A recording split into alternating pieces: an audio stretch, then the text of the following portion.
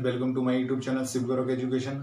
आई am Ravi Kumar. फिर से लेके आए हैं आपके लिए मैथ्स में जो हमारा एनसीईआरटी जो मैथ का सॉल्यूशन चल रहा है। इसमें एक तो यूनिट मैंने 1 करा दी है। इसमें अब जो आपको यूनिट 2 कराने जा रहा हूं मैं, जिसमें इस यूनिट 2 का नाम है प्रतिलोम फलन। ठीक है, इसमें प्रतिलोम फलन का जो टॉपिक का नाम है इनवर्स ट्रिग्नोमेट्रिक फंक्शन। क्या टॉपिक का नाम है? Inverse trigonometric function. तो ये यूनिट 2 है।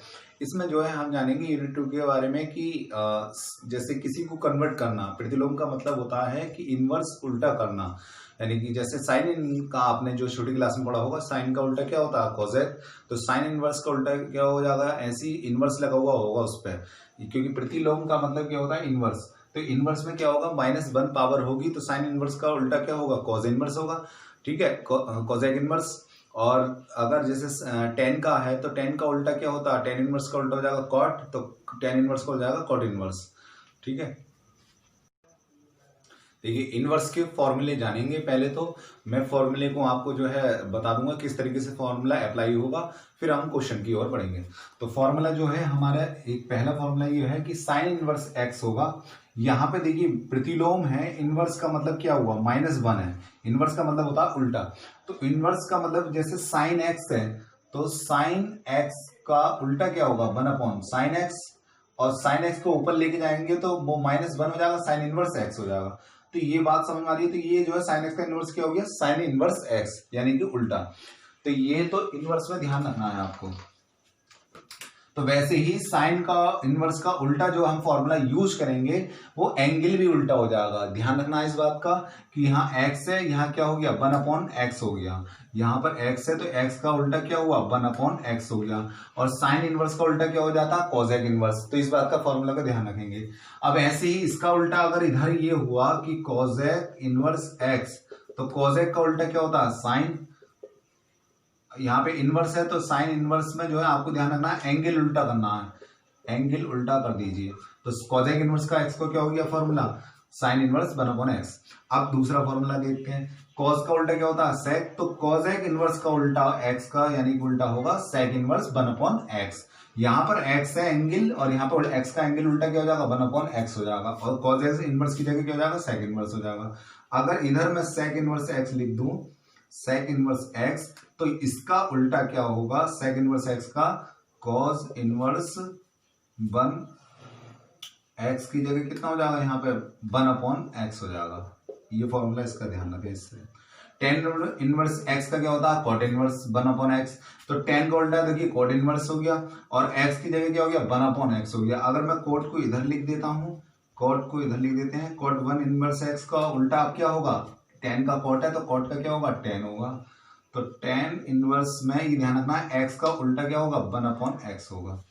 इसमें ध्यान रखना है एंगल होगा आपको। ठीक है, देखिए फिर इसके अलावा जो फॉर्मूले होते हैं वो भी जान लीजिए। फोर्थ फॉर्मूला क्या होगा? साइन इनवर्स x है। साइन इनवर्स को अगर हमें कॉस में बदलना है तो ये वाला फॉर्मूला लगाइए, और कॉस को tan में बदलना है तो ये वाला फॉर्मूला लगाएंगे। और डायरेक्ट ही अगर हमें साइन से tan में बदलना है तो हम साइन से tan में डायरेक्ट वाला फॉर्मूला लगाएंगे। जो यहाँ एंगल x है तो वहां एंगल x की जगह वैल्यू पुट कर दीजिए। बस आपको ये 3 फॉर्मूले याद करने हैं। साइन इनवर्स का x का फॉर्मूला होगा, अगर कॉस में बदलना है तो हमें डायरेक्ट क्या कर देना है? उस x को यहां पुट कर देना है। तो cos इनवर्स x √1 - x²। जैसे यहाँ पे 30 हुआ, 30 हुआ, या π/3 हुआ, या π/6 हुआ, तो π/6 की वैल्यू आप यहाँ रख दीजिए। तो यहाँ पे जो x की वैल्यू होगी वो यहाँ रख देनी है। ठीक है, कब रखनी है? जब साइन इनको कॉस में बदलवा रहा हो। साइन को किस में बदलवा रहा हो? कॉस में बदलवा रहा हो, तब ये वाली वैल्यू रखनी है। और साइन से tan में बदलवा रहा है तो हमें जो यहाँ पे x की वैल्यू दे रखी है वही वैल्यू यहाँ पर पुट कर देंगे, और tan इनवर्स को लेकर चलेंगे। तो यहाँ जैसे यहाँ पे π/3 है तो π/3 को यहाँ पुट कर देंगे, और आंसर आ जाएगा tan इनवर्स के पदों में। अगर tan इनवर्स के पदों में पूछ रहा है तो हमसे।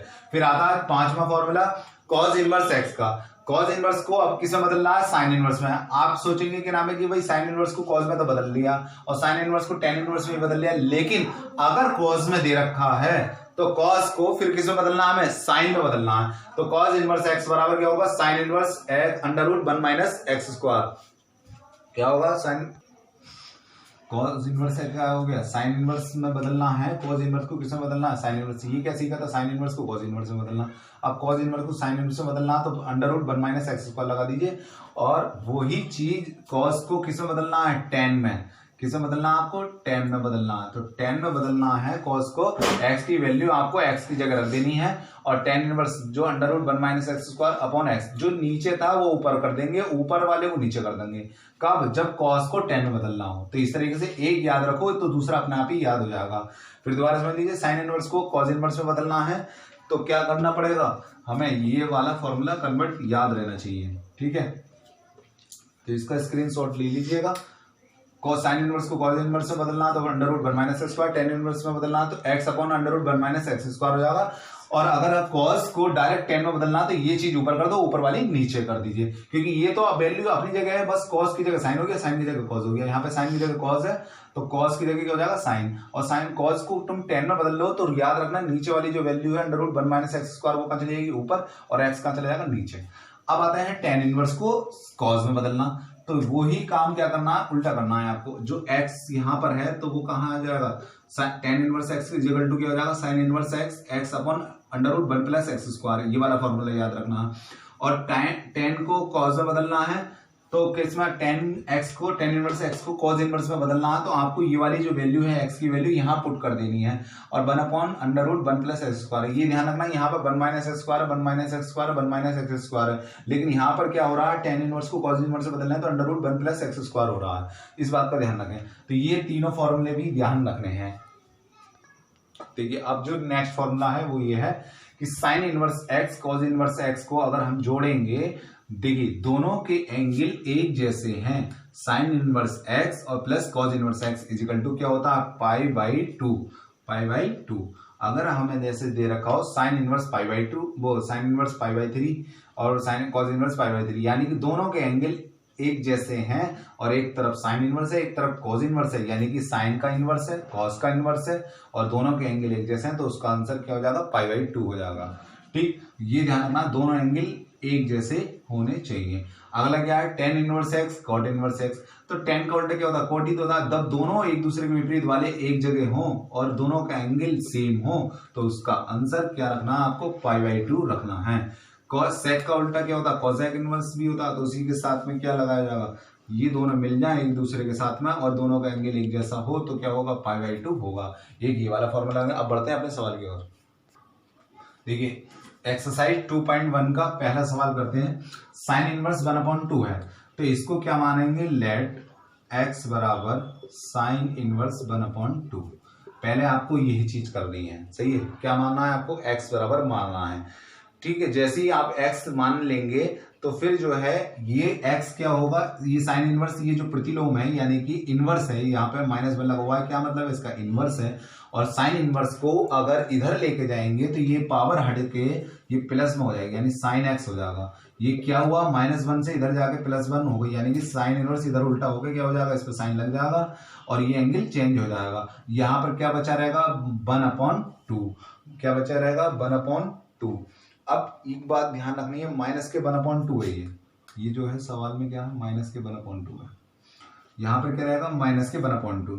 अब यहाँ पर जो है ये 1/2 माइनस का ये किसकी वैल्यू होती है, ये हमें याद होनी चाहिए। जो त्रिकोणमिति के अंदर जो ये किसकी वैल्यू होती है, साइन किसकी वैल्यू होती है, ये होती है साइन किसकी वैल्यू होती है, 1/2 किसका मान होता है। देखिए साइन एक्स बराबर क्या हो जाएगा, -1/2। देखिए 1/2 किसकी पावर वैल्यू होती है, ये साइन 30 की वैल्यू होती है। तो साइन 30 को हम क्या लिख सकते हैं, साइन π/6 लिख सकते हैं। साइन 30 का वैल्यू क्या होती है, 1/2 होती है, यानी 30 को अगर हमें पाई के पदों में लिखना है तो π/6 लिखते हैं। ये कैसे लिखा, देखिए 30 डिग्री को पाई के पदों में रेडियन में बदलना है तो 30 को क्या करना है आपको, 30 निकालने के लिए आपको पाई में बदलने के लिए π/100, इसमें क्या करना है, पाई की जगह क्या आपको करना है 180 लिखिए। तो यहाँ पे 180 को अगर कितने से भाग करेंगे, अगर हम 6 से भाग करेंगे तभी तो 30 आएगा, 6 तिया 18। तो 30 डिग्री आ रहा नहीं आ रहा, यानी कि 100 पाई की जगह 180 है, रखो तो 180 6 से भाग करोगे तो 30 आएगा नहीं आएगा। तो 30 डिग्री जैसे ही आएगा तो इसका मतलब क्या है, यानी कि 30 डिग्री हम किस में बदल सकते हैं, पाई/6 में बदल सकते हैं। पाई का मतलब होता है 180, ठीक है, क्या होता है पाई का मतलब 180। तो यानी कि 1/2 की जगह क्या हो जाएगा, यहाँ पे पाई/6 हो जाएगा, यहाँ पे क्या हो जाएगा 1/2 की जगह पाई/6 हो जाएगा साइन 30 की वैल्यू।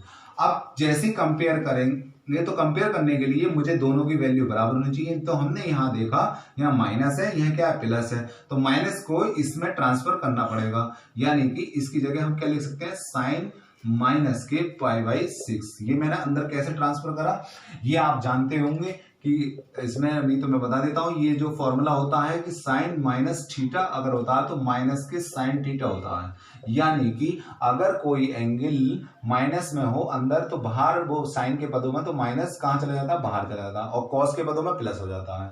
तो ये माइनस कहां चला जाता है, बाहर चला जाता है, और बाहर है तो कहां चला जाएगा, अंदर हो जाएगा, यानी इसका उल्टा कर दिया मैंने। यहाँ पर देखिए यहाँ पे साइन थीटा की जगह क्या है, यहाँ पे थीटा की जगह पाई/6 है, तो ये साइन थीटा ही मान लीजिए, तो माइनस का साइन थीटा क्या हो जाएगा, यहाँ पे ये अंदर चला जाएगा तो साइन माइनस के थीटा हो जाएगा। ये वाला फॉर्मूला मैंने यहाँ यूज कर दिया।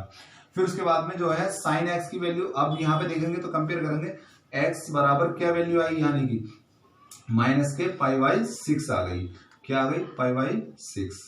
तो x बराबर यानी कि एंगल क्या निकल गया, पाई/6 निकल गया, ये एंगल निकल गया। अब ये जो ये लिमिट है तो ये किसकी लिमिट है, ये ध्यान रखना है आपको। तो ये साइन इनवर्स की वैल्यू का मान जो है, साइन इनवर्स की जो लिमिट है, यानी कि मुख्य परिसर की वैल्यू, यानी कि लिमिटेड इसकी जो शाखा मुख्य परिसर का मान है वो कितना होगा, सबसे न्यूनतम मिनिमम वैल्यू लेंगे और मैक्सिमम लेंगे। तो मिनिमम जो वैल्यू होती है वो माइनस के पाई/2 होती है, और जो हाईएस्ट होती है वो पाई/2 प्लस की होती है। यानी कि अगर हम साइन का न्यूनतम मान निकालें, मिनिमम मान निकालें, तो माइनस पाई/2 में मिनिमम जाएगा और हाईएस्ट क्या होगा इसका, पाई/2 होगा। तो ये इसकी एक लिमिटेशन है, लेकिन हमारा जो आंसर सही आ रहा है वो इसका मतलब ये जो इस वैल्यू को हमें इसमें कन्वर्ट करने को बोला था उसने कि वैल्यू निकालिए साइन इनवर्स 1/2 की माइनस के, तो इसकी वैल्यू क्या होगी, साइन इनवर्स 1/2 ये वाली वैल्यू, यानी कि इसकी वैल्यू को हम इसे इस तरीके से लिख सकते हैं, माइनस के पाई/6। यही तो निकल गया था एक्स का मान। तो हम डायरेक्ट तो नहीं लिख सकते थे ये वाली वैल्यू, लेकिन हमें जो है कैसे आती है ये इस तरीके से मैंने बता दिया आपको कि इसकी वैल्यू एक्स की वैल्यू क्या आई, ये माइनस के पाई/6 आई, तो वो इसी की वैल्यू के बराबर रख दिया। तो ये इस तरीके से जो है क्या कर रहे हैं, हम इनवर्स कर रहे हैं, बदल रहे हैं, पलट कर लिखते हैं। तो इनवर्स का मतलब क्या है, माइनस के ऊपर चेंज करना, यानी कि प्रतिलोम करना। तो सेकंड क्वेश्चन समझते हैं, देखिए अब जो समझते हैं सेकंड क्वेश्चन समझते हैं। cos इनवर्स √3/2 है, तो आपको क्या करना है, लेट x = cos इनवर्स √3/2, क्या है, √3/2। तो ये हमको क्या करना है, लेट करना है, पहले मानना है, फिर मान लीजिए कि x बराबर इतनी वैल्यू है। तो ये क्या कर रहा है, ये क्यों मानना है, क्योंकि हमें ट्रांसफर करना है इसके ऊपर, क्योंकि इनवर्स का निकालने के लिए हमें ट्रांसफर करना पड़ेगा।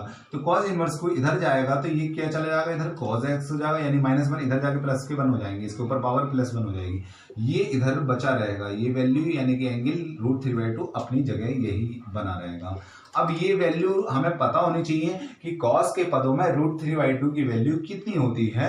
ये आपने 10th में पढ़ा होगा कि cos के पदों में अगर वैल्यू निकालनी है, cos √3/2 की वैल्यू, cos किसकी वैल्यू होती है, cos किसकी वैल्यू होती है, 30 की, किसकी वैल्यू होती है, cos 30 की वैल्यू।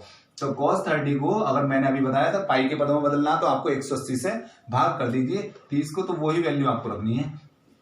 तो पाई/, कितना हो जाएगा ये, अगर इसको बदल लें पाई के पदों में हम, तो cos पाई/6। देखिए कैसे बदलते हैं इसको, पाई/6 को 6 दिए, अगर 180 रखेंगे, पाई का मतलब क्या है 180, तो 180 को रखिए तो 6 दिया 18 और 1 0, तो 30 आ जाएगा, 30 × 18 यानी 30 × 180। तो ये जो है 180 रखेंगे तो ये 30 वैल्यू आएगी, तो 30 को बदलने के लिए पाई/6 रख दिया। तो हमें जो है अब ये वाले एंगल में नहीं याद रखना, आपको पाई के पदों में ही रखना है हर वैल्यू। तो cos कितना हो जाएगा, पाई/6 हो जाएगा।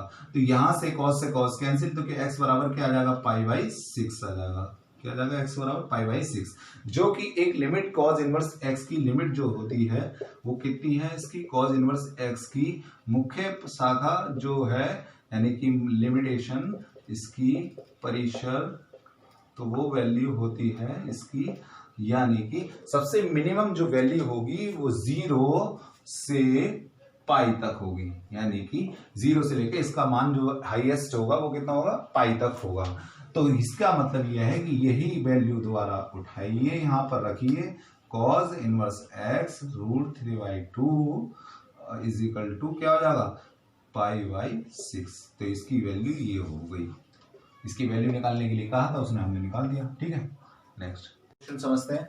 ये क्या कहता है थर्ड क्वेश्चन, cosec इनवर्स 2 का क्या निकालना, वैल्यू निकालनी है आपको। ठीक है, फंक्शन की क्या बतानी, इनवर्स वैल्यू निकालनी है। तो cosec इनवर्स 2 का मान जो होता है वो क्या होता है, ये इसमें हम शुरुआत कहां से करते हैं क्वेश्चन की, इसको करते हैं लेट cosec इनवर्स 2, इसको x मान लेंगे और ये cosec इनवर्स क्या हो जाएगा, इधर को ट्रांसफर हो जाएगा, तो इधर क्या हो जाएगा, ये -1 है तो इधर की +1 में पावर पहुंच जाएगी। ये x इसके साथ में एंगल चेंज हो जाएगा जैसे ही इनवर्स उल्टा होगा और 2 अपनी जगह रहेगा। फिर हमें ये पता होना चाहिए 2 जो है cosec के पदों में किसकी वैल्यू होती है, तो ये बात आपको याद रखनी पड़ेगी। वो त्रिकोणमिति का आपको मान याद रखने पड़ेंगे। त्रिकोणमिति के जो ट्रिग्नोमेट्री के जो पूरे वैल्यू होती है 30, 60, 45 के मान आपको याद रखने पड़ेंगे। तो वो याद रखने के लिए याद होना चाहिए कि cosec के पदों में 2 किसका मान होता है, तो π/6 का होता है। ये आपको याद होना चाहिए। π/6 को क्या बोलते हैं, π/6 को बोलते हैं 30 अंश का कोण, यानी cosec के पदों में किसका होगा, 30 अंश का होगा। cosec 30 की वैल्यू जो है क्या होगी, 2 होगी। ठीक है, अब जब हमें ये बात पता चल गई तो ये cosec से cosec ये क्या हो जाएगा, यहाँ पे ये कंपेयर करेंगे इन दोनों की, तो x इज इक्वल टू क्या आ गया, π/6 आ गया। आपने जो है x की वैल्यू ही मानी थी, यानी कि x की वैल्यू निकाल लिया मैंने, तो ये क्या आ गया आंसर, cosec इनवर्स 2 की वैल्यू कितनी आ गया, x की वैल्यू कितनी निकल गई, π/6 आ गई। जब π/6 आ गई तो ये किसका कितनी लिमिटेशन है, लिमिटेशन भी आपको बतानी है होगी। तो लिमिटेशन जो होती है cos की, इसकी cosec की सॉरी, तो cosec की जो लिमिट होगी वो परिसर जो होगा, शाखा परिसर का मान वो होगा π/6 माइनस के π/6, इसकी वैल्यू रखी जाएगी। ये सॉरी ये π/6 नहीं होगा, π/2 होगा। माइनस के π/2 से लेके मैक्सिमम, ये तो मिनिमम मान है, ये मिनिमम है, ये होगा मैक्सिमम, तो इसी के बीच का ही ये मान आया है π/6। ये इसकी रेंज होती है, ये क्या होती है, इसकी रेंज होती है, इसकी रेंज होती है कि इसके बीच में आना चाहिए। तो ये मैंने बता दिया आपको, ये आंसर जो है हमारा ये है। बढ़ते हैं फोर्थ क्वेश्चन। देखिए फोर्थ क्वेश्चन की ओर देखते हैं, क्या मानेंगे, लेट x बराबर tan इनवर्स √3। तो हमें क्या करना है कि लेट पहले x मान लीजिए, फिर x मान के ट्रांसफर होगा, इस पर tan जो है इधर की तरफ को ट्रांसफर हो जाएगा। तो ये जैसे tan यहां पर ट्रांसफर हुआ तो tan x हो जाएगा, और ये 1 जो माइनस में था इनवर्स हो गई प्लस में हो जाएगा। ठीक है, एंगल चेंज हो गया, तो यहां पर हमारी जो वैल्यू रह गई वो क्या रह गई, √-3। अब ये बात हमें याद होनी चाहिए कि ये वैल्यू √3 किसमें, tan के पदों में किसकी वैल्यू होती है, तो ये वैल्यू होती है tan 30 की वैल्यू, सॉरी tan 60 की वैल्यू होती है। tan 60 की वैल्यू को अगर पाई में अगर बदलेंगे हम, तो क्या पता होना चाहिए, इसकी वैल्यू का हमें पता होना चाहिए कि tan 60 की वैल्यू क्या होती है, √3 होती है, और इसको पाई में चेंज करेंगे तो tan π/6 है, तो यहाँ पे क्या होगा, 3 होगा। तो √3, ये भी इसकी 60 की जगह ये जो है रेडियन के पदों में लिखेंगे हम, इसमें 60 में नहीं लिखेंगे, तो ये इसकी बजाय ये लिखेंगे हमें। पहले ये याद होना चाहिए, तभी तो हम इसकी जगह ये लिख सकते हैं। तो ये tan π/3 के मान कितना होना चाहिए, √3 होना चाहिए। तो हम क्या करेंगे, √3 की जगह क्या लिखेंगे, यहाँ पे tan π/3 लिखेंगे। जैसे ही tan π/3 लिखेंगे तो कंपेयर दोनों की ओर करेंगे, तो कंपेयर दोनों एक जैसा होना चाहिए। लेकिन हम यहाँ देख रहे हैं माइनस का tan है और यहाँ पर क्या है, प्लस का tan है, तो दोनों तरफ प्लस ही होना चाहिए। तो उसके लिए मैं एंगल, ये जो माइनस है ये अंदर ट्रांसफर हो जाएगा, यानी कि वो वाला फॉर्मूला लग जाएगा tan - θ वाला, तो ये माइनस जो है यहां पर ट्रांसफर हो जाएगा, क्योंकि tan - θ is equal to minus के tan θ होता है। ये यहां पर ये वाला फॉर्मूला यूज हुआ है, ठीक है, माइनस वाला। तो यहां पर हमने देखा tan x, अब ये tan के प्लस में भी tan है, ये भी प्लस है, अब कंपेयर इन दोनों की हो जाएगी। तो इनमें क्या हो जाएगा, ये अब जो है दोनों की ओर क्या हो जाएगी, कंपेयर हो जाएगी। तो यहाँ पर जो है tan से tan को कंपेयर करेंगे तो दोनों एंगलों का tan जो है कंपेयर करेंगे तो x बराबर कितना आएगा, π/3 आएगा। x बराबर क्या आएगा, π/3। और आपने इसी की वैल्यू को x को किसके पदों में माना, इसकी तो माना है इसकी जगह, तो इसकी ये x की वैल्यू यहाँ पर रख दी जाएगी। tan -1√3 की वैल्यू कितनी आ गई, माइनस के π/3 आ गई। यही इसका सही आंसर है। जो इसका शाखा परिसर होगा, यानी कि इसकी जो शाखा मेन मान है, वैल्यू है, यानी इसकी रेंज है, परिसर मतलब इसकी रेंज है, तो वो रेंज कितनी होनी चाहिए, इसकी रेंज होनी चाहिए माइनस के π/2 से π/2 इसका, यानी कि इसका मिनिमम मान ये है, इसका मिनिमम मान ये है, मैक्सिमम ये है, तो इन दोनों के बीच में ही ये वैल्यू आई है π/3 माइनस के, तो ये इसमें वैल्यू आई है इसका। देखिए फिफ्थ क्वेश्चन है। अब फिफ्थ क्वेश्चन में क्या होता है, cos इनवर्स माइनस के 1/2 दिया, तो इसको क्या मान लेंगे, x मान लेंगे। x मान शुरुआत कहां से करनी है, आपको x मान के ही करना। तो ये मैंने क्या बताया, ये जो है x की वैल्यू निकालने के लिए मुझे इधर की तरफ को क्या करना पड़ेगा, इसको ट्रांसफर करना पड़ेगा। यानी cos इनवर्स है तो इधर का इनवर्स करेंगे, क्योंकि ये फंक्शन ही क्या है, इनवर्स चैप्टर है, प्रतिलोम चैप्टर है, तो इधर को ट्रांसफर करेंगे। तो ये क्या हो जाएगा, cos इधर चला जाएगा और ये माइनस की 1/2 ये ऐसी वैल्यू हो जाएगी। अब मुझे पता होना चाहिए कि 1/2 की वैल्यू cos के पदों में किसकी होती है, ये मुझे पता होना चाहिए। तो 1/2 अब सोचना आपको है कि 1/2 cos के पदों में किसकी वैल्यू होती है। तो किसकी वैल्यू होती है, ये होती है cos 60 की।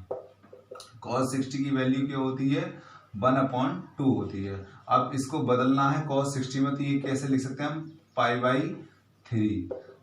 देखिए अगर cos 60 है तो आपको π/3 लिख देना, 30 है तो π/6 लिख देना है। इस तरीके से याद कर सकते हैं, 60 है तो π/3 लिख दिए, 30 है तो π/6 लिख दीजिए।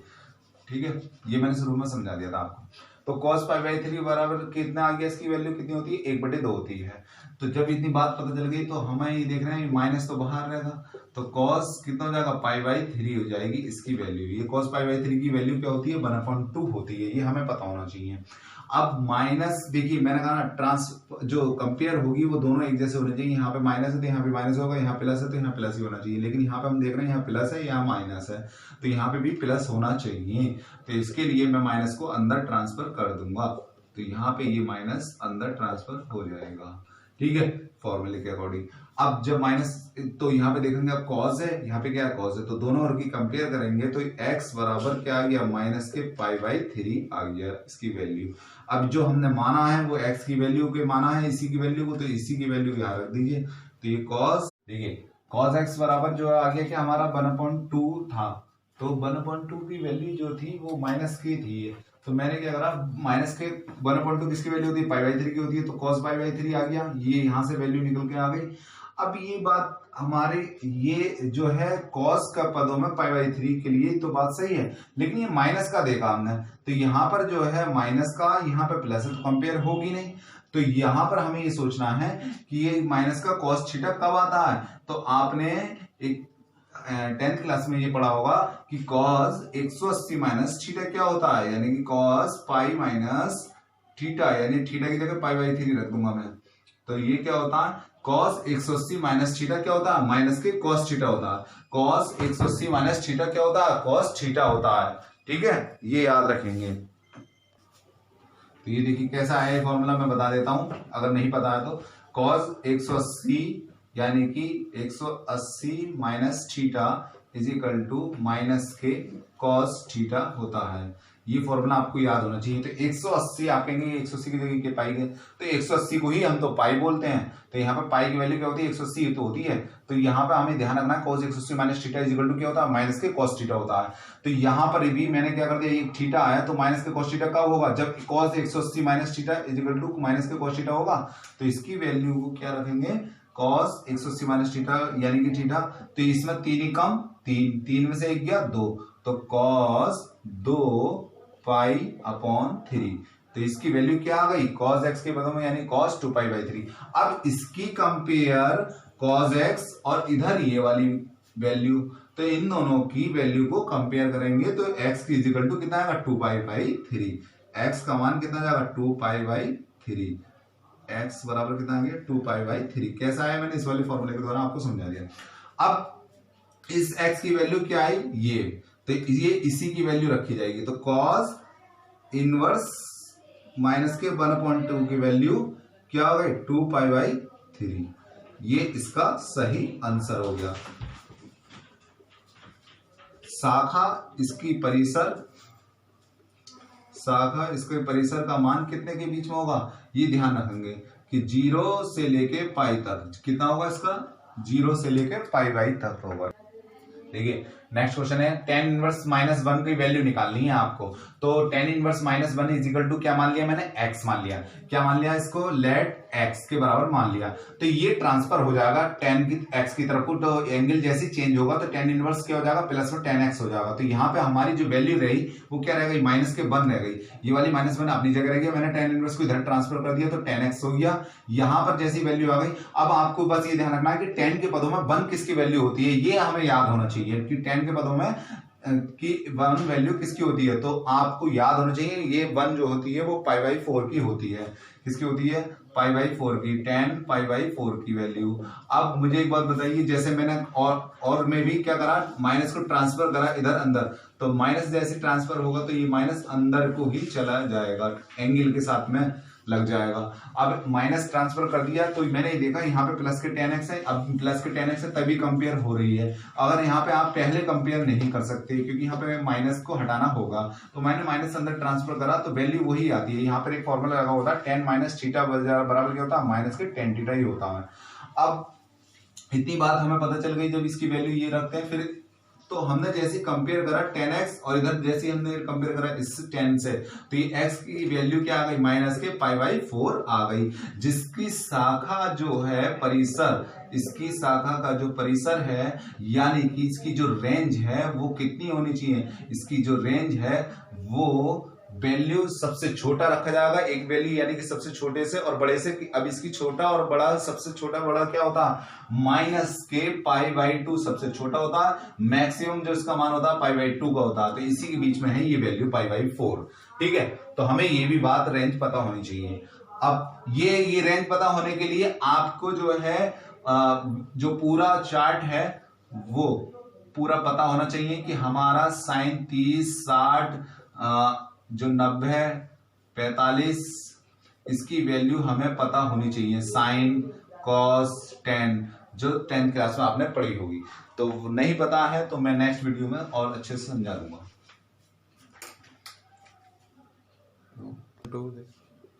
tan इनवर्स वैल्यू की वैल्यू यानी कि आपने x मानी थी ना, तो उससे x की जगह क्या रख देंगे, माइनस के π/4 रख देंगे स्टार्टिंग में। तो ये इसका आंसर सही हो गया। नेक्स्ट क्वेश्चन की ओर देखिए। नेक्स्ट क्वेश्चन है sec इनवर्स 2/√3 का वैल्यू निकालनी है। तो यानी कि 2/√3 की वैल्यू निकालने के लिए मैंने क्या मान लेंगे, हम x मान लेंगे और ये sec जो है इधर ट्रांसफर हो जाएगा, 2/√3 बचा रहेगा इधर तो, और ये sec इधर ट्रांसफर होकर क्या हो जाएगा, ये sec x हो जाएगा। अब हमें पता होना चाहिए कि sec के पदों में 2/√3 किसकी वैल्यू होती है, तो ये बात पता होनी चाहिए हमें। तो sec x बराबर 2/√3 किसकी होती है, sec के पदों में π/6 की वैल्यू। अब π/6 क्या होता है, ये sec 30 की वैल्यू होती है, sec 30 की वैल्यू होती है यानी कि 2/√3 टेबल के द्वारा पता लगाएंगे। और 30 को हम क्या लिख सकते हैं, π/6 2/√3। मैंने बताया था ना, इस तरीके से याद कर सकते हैं। अगर 30 वाले में तो 6 लगा देना, 60 वाले में 3 लगा देना नीचे, तो ये वहीं से आया। तो दोनों की कंपेयर करेंगे तो x बराबर कितना आ गया, π/6 आ गया। तो जो ऊपर वाली वैल्यू है जो आपने x माना था 2/√3, तो उसकी वैल्यू कितनी आ गई, π/6 आ गई। यही इसका आंसर है। इसका जो शाखा परिसर होगा, इसकी जो रेंज होगी वो रेंज कितनी होगी, यानी कि इसकी जो रेंज होगी तो वो 0 से π/, होगी, 0 से लेके π तक वैल्यू होगी। ठीक है, नेक्स्ट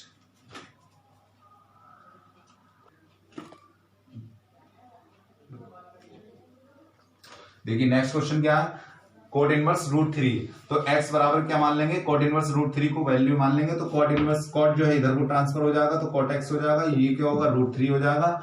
अब बात आपके समझ में आ रही होगी। तो cot x बराबर √3 आ गया। तो √3 की वैल्यू आपको ये खुद सोचना है कि cot के पदों में √3 किसकी वैल्यू होती है। √3 किसकी वैल्यू होती है, तो ये होती है cot π/6 की वैल्यू होती है, cot π/6 की वैल्यू होती है। अब जैसे ही cot π/6 की वैल्यू √3 है, ये बात हमें पता चल गई है, हमें याद होना चाहिए कि π/6 के पदों में यानी कि cot जो है 30 का मान √3 होता है। तो cot 30 को हम किस तरीके से लिख सकते हैं, cot π/6 की वैल्यू में लिख सकते हैं। तो ये वैल्यू हमें याद होनी चाहिए। तो अब जब दोनों और कंपेयर करेंगे तो x का वैल्यू कितना आ गई, π/6 आ गई। x की वैल्यू कितनी आ गई, π/6 आ गई। यही इसकी वैल्यू हो जाएगी, यानी कि cot इनवर्स √3 की वैल्यू कितना आ गई, π/6 आ गई, π/6 आ गई। अब ये इसकी जो रेंज है वो देख लीजिए, रेंज क्या होती है। तो इसकी जो रेंज होती है वो 0, होती है, यानी 0, होती है। बस इसका आंसर यही है। देखिए नेक्स्ट क्वेश्चन है cos इनवर्स माइनस के 1/√2। तो नेक्स्ट क्वेश्चन में जो है हम जो है यानी कि cos की वैल्यू दे रखी है माइनस के 1/√2 को हमें जो है इसकी वैल्यू निकालनी है। तो इसकी जब वैल्यू निकालनी है यानी कि क्या मान लेंगे, इसको x मान लेंगे, cos इनवर्स माइनस के 1/2। इन सब में यही आएगा कि इसकी जो वैल्यू है वो ज्ञात करो, यानी कि इसके मान ज्ञात करो। इस तरीके से ये क्वेश्चन आ रहे हैं। तो आपको इसकी वैल्यू को निकालनी है। जो ये पूरा इनवर्स वाला क्वेश्चन आएगा तो इनवर्स की क्या निकालनी है आपको, वैल्यू। तो ये जो है cos को इधर ट्रांसफर कर देंगे हम, cos x हो जाएगा माइनस के 1/√2 हो जाएगा इसकी वैल्यू, यानी कि माइनस 1/√2। cos को मैंने क्या करा, इस पर ट्रांसफर कर दिया और ये वैल्यू अपनी जगह है। अब मुझे याद होना चाहिए कि cos के पदों में किसकी वैल्यू होती है, ये 1/√2 किसकी वैल्यू होती है, ये हमें याद होना चाहिए। तो माइनस के किसकी वैल्यू होती है, cos π/4 की वैल्यू होती है, माइनस के cos π/4 की वैल्यू होती है। अभी मैंने थोड़ी देर पहले बताया था, जब भी cos के पदों में हो तो उसको पाई में से घटा लीजिए, पाई में से इसको घटा लीजिए। तो कितना आएगा पाई में से, पाई बाई माइनस के π/4, यानी कि कितना आएगा, π/4 को कितना आएगा, π/4 ही घटा दीजिए। हाँ, तो क्या होगा ये फॉर्मूला कौन सा लगा हुआ, ये लगा हुआ cos 180 minus theta is equal to minus के cos थीटा। ये 180 क्या होता है, पाई होता है। तो थीटा की जगह क्या है, π/4 है, क्योंकि थीटा की जगह क्या है, π/4 है एंगल। तो cos थीटा, ये माइनस के cos थीटा कैसे प्राप्त होगा, जब मैं cos 180 में से थीटा घटाऊंगा तभी तो cos थीटा प्राप्त होगा। तो मैंने क्या करा, माइनस cos थीटा ये अपनी जगह है, इस थीटा की जगह मैंने यहाँ क्या रख दिया, π/4 रख दिया। ये वाली वैल्यू यहाँ पर है तो इसको ट्रांसफर कर दिया इसमें, इस वैल्यू को अंदर कर दिया, रख दिया। तो जैसे ही हम रखेंगे तो यहाँ पे क्या होगा, 4 एकम 4, 4 में से 1 गया, कितना होगा 3। तो cos x is equal to 4 बन जा 4 में से 1 गया तो कितने बचेंगे, cos 3π/4 ये बचेगी वैल्यू। तो cos की वैल्यू क्या आई, 3π/4 आ गई। अब जैसे हम इसमें cos से cos कैंसिल करेंगे, वो सॉरी cos की क्या हो जाएगी, एंगल कैंसिल नहीं करना, एंगल क्या हो जाएगा, कंपेयर हो जाएगा, यानी कि 3π/4 हो जाएगा। इसकी वैल्यू कितनी होगी, 3/4। ये ही आपने वैल्यू मानी थी यहाँ पर ऊपर। तो x की जगह क्या रख देंगे, cos इनवर्स माइनस के 1/√2 की वैल्यू क्या निकल गई, इसकी जो वैल्यू निकालनी थी हमें, तो इसकी वैल्यू क्या निकल गई, 3π/4 निकल के आई, जिसका ये सही आंसर होगा। और इसका मान का जो परिसर होगा वो शाखा परिसर हमें ध्यान रखना है, यानी रेंज जो है, इसकी रेंज कैसे निकालना है हम, यानी कि मिनिमम और मैक्सिमम वैल्यू हमें जो है चार्ट याद होना चाहिए वो इसका वैल्यू का। तो वो कितनी होती है, 0, होती है। इसका आंसर ये होगा। नेक्स्ट 10 कोसेक इनवर्स √2 है, तो इसकी वैल्यू क्या आनी है, कोसेक इनवर्स √2। ये कोसेक इधर चला जाएगा, ट्रांसफर हो जाएगा, तो कोसेक x हो जाएगा, ये √2 हो जाएगा। क्या हो जाएगा, कोसेक इधर को ट्रांसफर हो जाएगा, तो कोसेक x हो गया, ये √2 अपनी जगह ही है। तो कोसेक के पदों में √2 की क्या होती है वैल्यू, ये हमें याद होनी चाहिए। तो इसमें जो है माइनस है, सॉरी ये सवाल में जो है माइनस है, तो यहाँ पर हमें माइनस से कोई दिक्कत नहीं है, ये माइनस अपनी जगह बना रहेगा। तो √2 जो है कोसेक के पदों में हमें पता होना चाहिए किसकी वैल्यू होती है। तो ये जो वैल्यू होती है ये माइनस का अपनी जगह रहेगा, ये वाला माइनस। √2 किसकी वैल्यू होती है, कोसेक के पदों में, तो π/4 की होती है। किसकी होती है, कोसेक π/4 की होती है। π/4 का मतलब होता है 45। कोसेक 45 का मान कितना होता है, √2 होता है। माइनस अपनी जगह, माइनस अपनी जगह है। तो मैं क्या करूंगा, यहाँ पर कोसेक है, यहाँ माइनस कोसेक है, तो ये ट्रांसफर करना पड़ेगा, यानी कि ये इसकी वैल्यू नहीं हो सकती। तो इसको ट्रांसफर करने के लिए आपको यहाँ पे क्या लिखना पड़ेगा, ये माइनस इधर लाना पड़ेगा, इसके अंदर ही, तो कोसेक माइनस के π/4 लिखना पड़ेगा इसके लिए। फिर जो कोसेक और यहाँ पे कोसेक, तो दोनों वर्ग की कंपेयर कीजिए, और यहाँ पे जो x है और यहाँ पर क्या है माइनस के π/4, तो x की वैल्यू कितनी आ गई माइनस के π/4 आ गई। तो ये जो हमें कंपेयर करने पर क्या मिला माइनस के π/4। अब यही इसकी जगह हम रख देंगे x की जगह, तो x की जगह क्या रख देंगे कोसेक माइनस √2, किसकी वैल्यू, ये वैल्यू क्या है x, और x की जगह कितना माना है माइनस के π/4, माइनस के π/4 आया, यही इसका आंसर है। बढ़ते हैं 11वें क्वेश्चन पे। पागल होगा 11 question, tan inverse 1 plus cos inverse minus के 1/2 प्लस sin इनवर्स 1/2। अब यह तीन फंक्शन है, तीनों फंक्शन को ट्रांसफर करना होगा हमें, ठीक है। अब 11वां ये क्वेश्चन है, ठीक है। तो इसकी यहाँ पे आप डायरेक्ट भी वैल्यू रख सकते हैं अगर आपको पता है। 1 किसकी वैल्यू होती है π/4 की होती है, माइनस के 1/2 अभी मैंने थोड़ी देर पहले ही आपको मान बताया था कैसे निकालते हैं, तो 2π/3 आया था। और 1/2 कैसे आया, 1/2 जो है माइनस के साइन के पदों में, माइनस के 1/2 जो है किसकी वैल्यू होती है π/6 की वैल्यू होती है। तो हम डायरेक्ट भी रख सकते हैं इसकी वैल्यू। अगर डायरेक्ट जैसे किसी के समझ में नहीं आ रहा तो मैं इसको स्टेप बाय स्टेप समझा देता हूं। जैसे tan इनवर्स 1 की वैल्यू क्या है, tan इनवर्स 1 को अगर हम ट्रांसफर करेंगे तो ये π/4 आएगा, यानी कि 1 के पदों में किसका π/4। अब ऐसे ही cos इनवर्स माइनस के 1/2 की अगर वैल्यू रखोगे तो cos माइनस थीटा वाला आ गया। तो मैंने आपको बताया था कि ये जो वैल्यू होती है पाई में से एक, यानी cos 180 माइनस थीटा को में से घटा देते हैं, तो 1/2 जो है किसकी वैल्यू होती है, ये π/3 की वैल्यू होती है। तो पाई में से π/3 घटा दीजिए, आपको बस ही ध्यान रखना माइनस वाले में, cos के पदों में ही रखते हैं इसमें। तो ये किसके आगे 3 कम 3 में से 2, यानी 2π/3 हो गया, यानी cos के मान में ये जो है, इससे पहले अगर ये आपको समझ में नहीं आया कैसा आया 2π/3, तो आप इससे पहले वाला जो है सवाल देख लीजिए, इसमें ही जिसमें ये वैल्यू वाला मैंने एक सवाल कराया है, ठीक है। फिर नेक्स्ट है ये वाला साइन इनवर्स को, इसको बदल दीजिए, क्या है इसका मान माइनस के 1/2 है। तो आपको पता होना चाहिए 1/2 जो है किसकी वैल्यू होती है साइन के पदों में, तो π/6 इसकी किसकी वैल्यू होती है π/6 की वैल्यू होती है। माइनस है तो माइनस के π/6 की वैल्यू लगा दीजिए।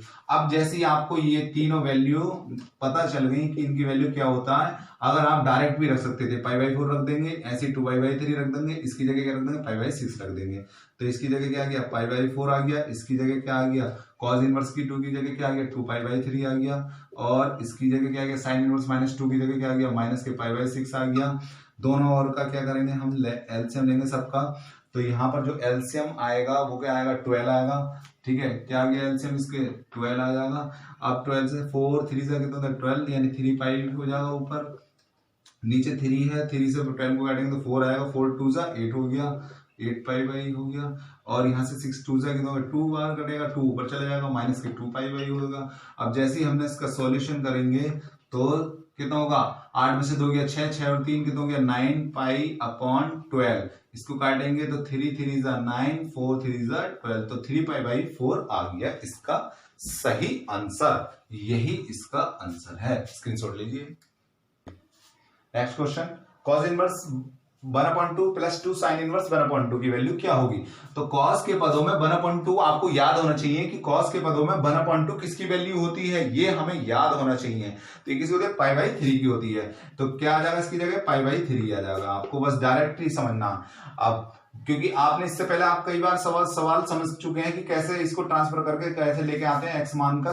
तो हमें याद होना चाहिए cos के पदों में 1/2 किसकी वैल्यू होती है π/3 की वैल्यू होती है, ये हमें याद होना चाहिए। और साइन इनवर्स 1/2 की वैल्यू कितनी होनी चाहिए, साइन 1/2 की π/6 की होती है। तो ये 2 से तो मल्टीप्लाई क्यों करूंगा, क्योंकि 2 से ऑलरेडी यहाँ पर है साइन इनवर्स 1/2, साइन के पदों में 1/2 किसकी वैल्यू होती है π/6 की होती है।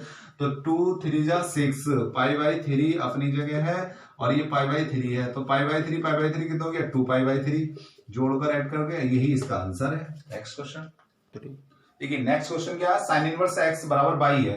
तो आपको ऐसा मान रखना है बाई में कि जो इसका मिनिमम हो और मैक्सिमम हो। इसमें ऑब्जेक्टिव क्वेश्चन है ये। तो मैक्सिमम और मिनिमम मैंने आपको बताया था साइन के पदों में जो इसकी जो रेंज होती है वो साइन के पदों में रेंज किसी की जो मान होता है वो माइनस के π/2 से लेके π/2 तक होता है।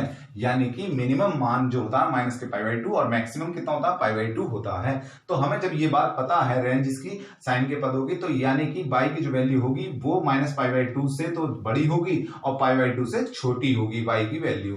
तो ये जो वैल्यू है इसलिए यही इसका सही आंसर है।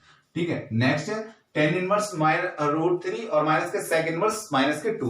तो इसकी वैल्यू पूछ रहा है, इसकी वैल्यू बताइए कौन सा ऑप्शन इसका सही है। तो आपको बस इतना याद रखना, tan इनवर्स √3 किसकी वैल्यू होती है π/3 की होती है, ये हमें याद होना चाहिए। यानी कि π/3 का मतलब क्या हो गया, tan 60 की वैल्यू होती है √3 और sec माइनस के 2 जो है किसकी वैल्यू होती है 2π/3 की होती है। ये 2π/3 की वैल्यू होती है, हमें याद होना चाहिए। दोनों का एल्सियम लेंगे तो दो में से एक गया माइनस के π/3, इसका सही आंसर हो जाएगा। स्क्रीनशॉट ले लीजिए।